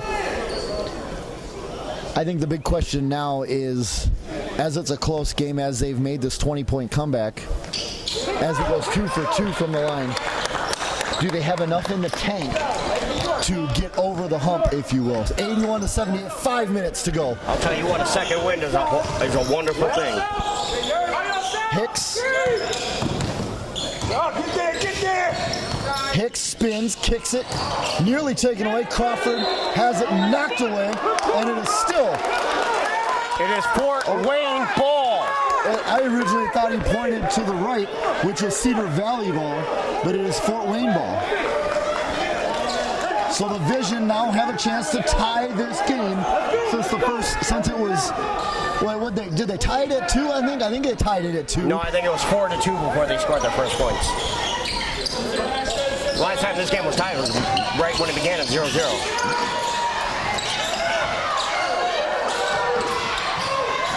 Wow, good movement, a little bit of lucky movement.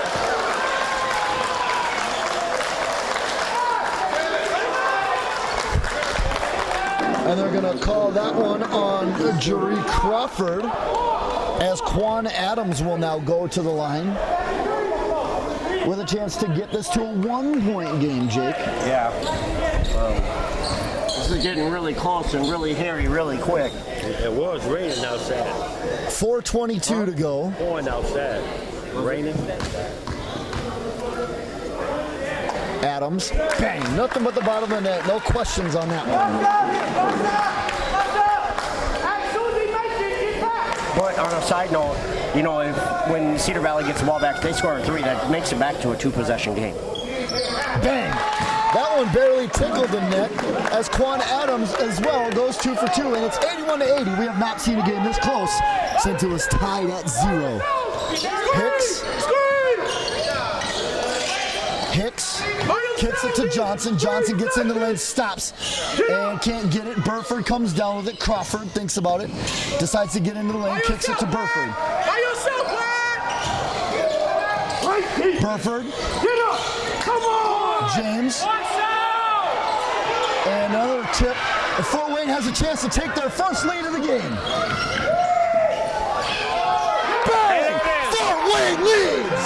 But right now, if you've got the reigning MVP, you want the ball in his hands. 3.5 to go. 82-81. Jerry Crawford hits the bucket. And the lead goes back to Cedar Valley. Cruz all by himself. Kicks it again for 3. No, way short, not even close. Cedar Valley takes another timeout. 3:10 to go, 83-82. Cedar Valley Courtkings lead the Fort Wayne Vision. Jason Ryder, Jake Weldy from the Concordia Theological Seminary College in Fort Wayne, Indiana. We will be right back.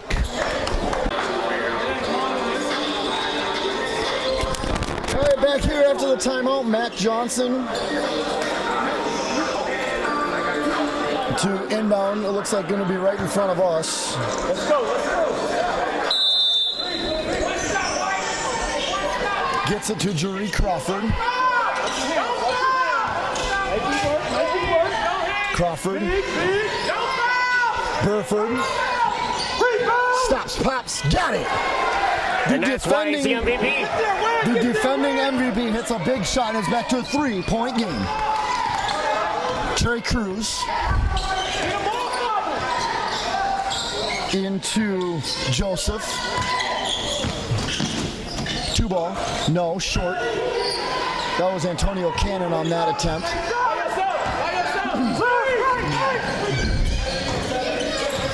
Andre Hicks for Cedar Valley. Burford again. Can't get it as Antonio Richmond skies and grabs that board. All the way way to the bucket, and it's a 1-point game for Reggie Lytle.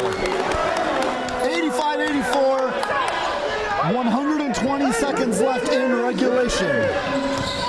Andre Hicks all the way to the lane, and he gets that bucket. Back to a 3-point game, under 2 minutes to go.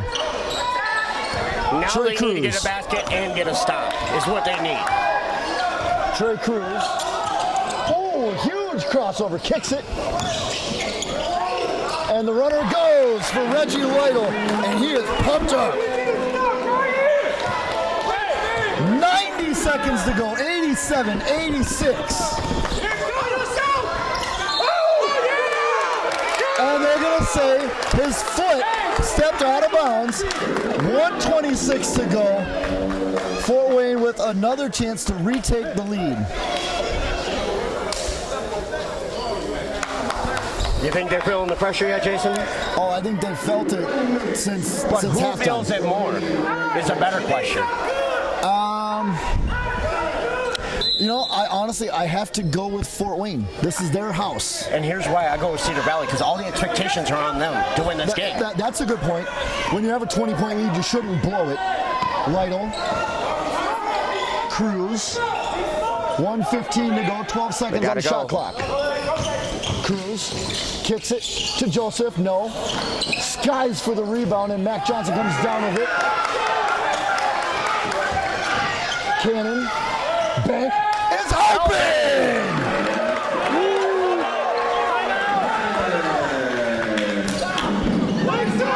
Anthony James.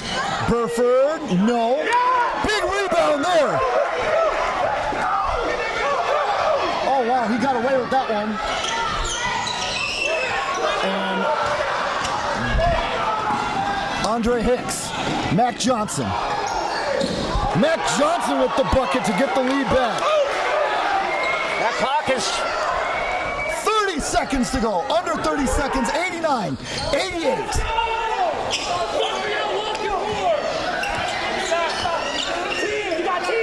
Seconds on the shot clock. Trey Cruz stops, pops. He got it! And if that's your best player, that's the guy you want in our hands. And there's a timeout, Cedar Valley. 91-89. No, that was a 2-ball. They gave him a 3. That's a 2-ball. It should be 90-89. There it is, 90-89. 11.3 seconds to go. Cedar Valley has the last shot, Jake. Yeah, this is going to be intense. Draw the play up for me right now. What do you do? I'd say right now you're going to kick the ball into Mac. You're going to run a two-player game between Mac Johnson and Burfict. You want Burfict to take that final shot. He is your reigning MVP. But if Mac has an open 3, he can be all but automatic from 3. We have seen him miss some, but we've seen him make a lot of them too. But right now I want to get the ball in the post to Burfict, let him work one-on-one. If I am the vision, I am doubling there and forcing somebody else to beat me. Do you want... So here's a question. On that note, you want a double. Do you want them to try and beat you with a 3-ball at the buzzer? Well, I mean, a 3-ball is a lower percentage shot than something closer. But is that what you're going to try and force? The way you said it, are you trying to force them to kick out for a 3? Yes, That's what okay. Absolutely. Okay. But you cannot foul. Otherwise, here's what you can do.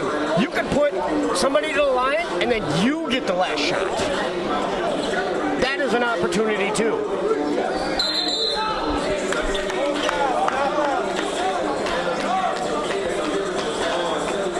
So what was a 56-32 game right near the end of the second quarter in favor of Cedar Valley is now a 90-89 lead for the Fort Wayne Vision.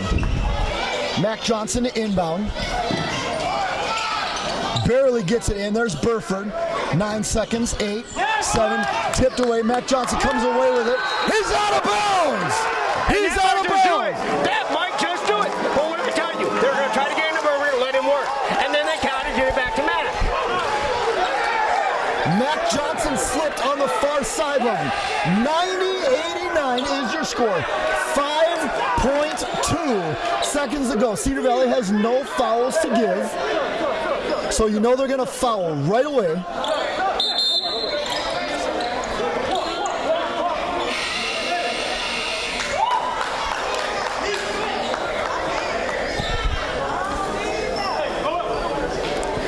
Lytle will inbound it for the Vision.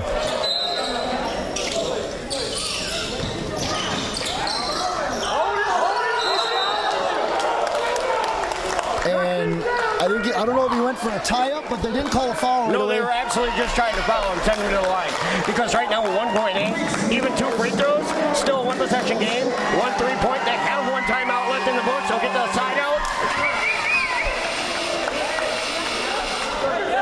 Hey, ref!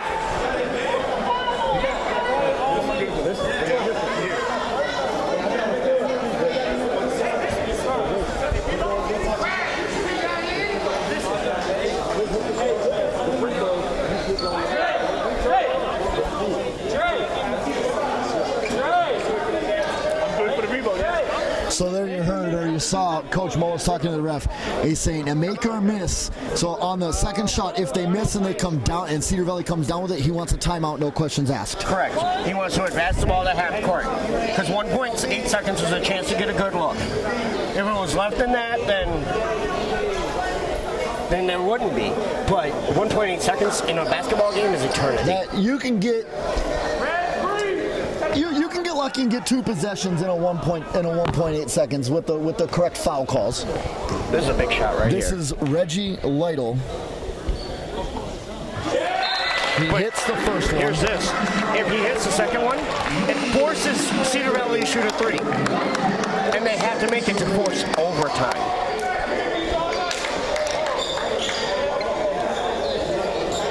What was once a 24-point lead at 56-32 with about 2 minutes to go in the second quarter for Cedar Valley is now a 2-point lead for the Fort Wayne Vision. Reminder, Fort Wayne is vying for a chance to go to their 3rd straight championship game. Forever the bridesmaid.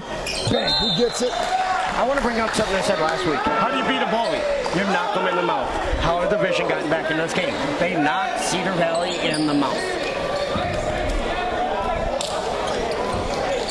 A quick timeout. Jake and I will take our final break. 1.8 seconds to go, 92-89. You're going to see a 3-ball. We'll see who takes it. We'll be right back. All right, we are back here, Concordia Theological Seminary College. That's a mouthful. This is semifinal game number 2 in the Final Four. Cedar Valley needs a 3-ball to tie it up and force overtime after blowing a 24-point lead. This game is a mouthful. This game is absolutely a mouthful.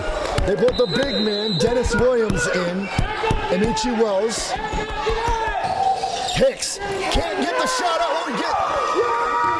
And the Vision have knocked out a giant.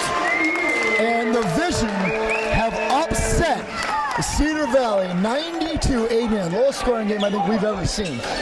Jake, you and I will be right back. We got a couple of interviews lined up, and we'll be back with the post-game recap. Stay tuned, ladies and gentlemen. Thank you. All right, welcome back to the Concordia Theological Seminary College. Yes, that's a mouthful. Jason Reiner's here. Pleased to be joined by the victorious coach, and I promise it didn't look that way at halftime, of the Fort Wayne Vision, Carlos Derrick. First of all, Coach, congratulations on a great season. Congratulations on an amazing comeback. I'm not going to say I had you written down for dead, but Cedar Valley doesn't blow these leads. You guys are out of it. Tell me how you guys made that conversion, I'll call it, and you shut them out. You shut them down in the second. How did you do that? I mean, it took a lot of adjustments, but it was just we had to match their intensity. I think in the East, I mean, I'll be honest, Cedar Valley's been the class of the league. You know, between them, you got the Bulldogs and ourselves, but we just had to adjust to the flow of the game. I mean, we came out, we missed a lot of shots, but once we settled down, started playing defense and got stopped, it's 1 possession at a time. That's all we can do. You know, and the East, everybody says that the West was by far the toughest conference. You have Egan, you have Iowa Elite, you have Cedar Valley, TCL. You got some of the top teams in the league. Not taking anything away from the East, you guys had both the Chicago squads, and of course you guys 12-2 in the regular season. Now you guys had to duke it out in the playoffs just like we did. What's that mean to play a Final Four in your house and now for a chance to go to your 3rd straight championship and get over that hump? You guys have never won one. This will be your 3rd time. What do you guys got to do to beat Egan tomorrow? We've never played each other. What do you got to do to beat Egan tomorrow? Well, they say the third time's a charm, but I just believe this game tonight has helped us prevail through. But I think it's gonna be a great test tomorrow. I mean, it's gonna be like a heavyweight fight. It's gonna be going back and forth. But I think it's gonna go tilting the division way. I think it's our year to do that. You know, and obviously you got a little bit of bias your way. I don't blame you for that. You're absolutely right. This is going to be a heavyweight fight. Yeah. Last question for you, 92-89. Is this the lowest scoring game that you've seen this year? Close. But when you get down like that, that's usually how it is. I mean, they started a game, they hit everything they threw up. You know what I mean? They probably was shooting 70% easy. So for us, not making shots, but once we got in a roll, we got guys making shots, making stops. But yeah, I think tonight it's going to be a different score tomorrow.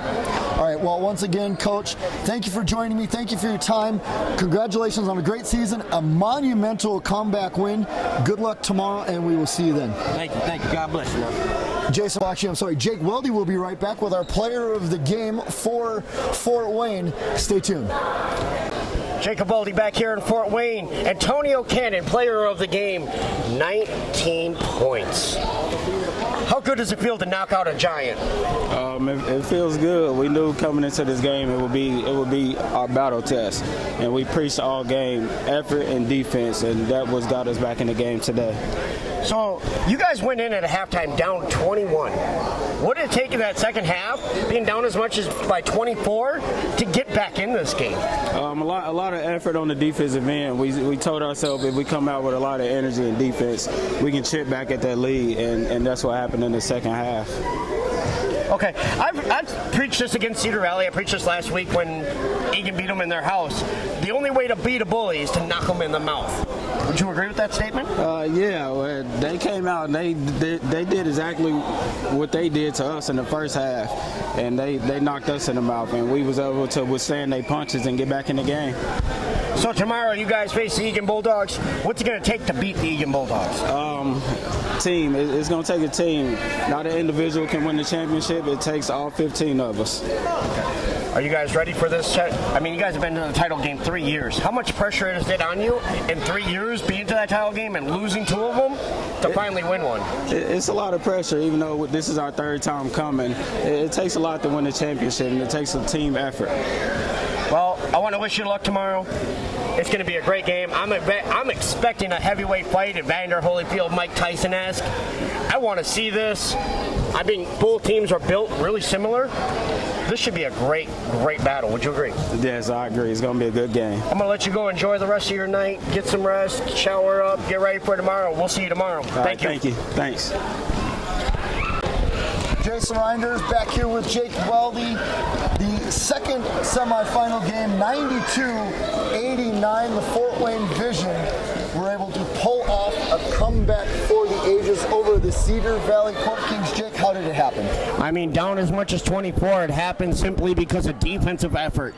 You saw them close airspace. You saw them not let them get out in transition as fast. And you saw them absolutely just grind Cedar Valley to a halt. Half-court play. We wrote it last week against Cedar Valley, that we being the Egan Bulldogs play half-court, hit your shots, force them to miss theirs, and crash the boards. That's exactly what Fort Wayne did. So this sets up a matchup that I think we were hoping for. We didn't expect necessarily, but this sets up a championship match tomorrow between the three-time two-time defending league runner-up Fort Wayne Vision in their house against the expansion Western Conference champion Egan Bulldogs. Give me a key to tomorrow's game for both teams. Well, for Fort Wayne, it's going to be making their shots. We saw them early not being able to make them.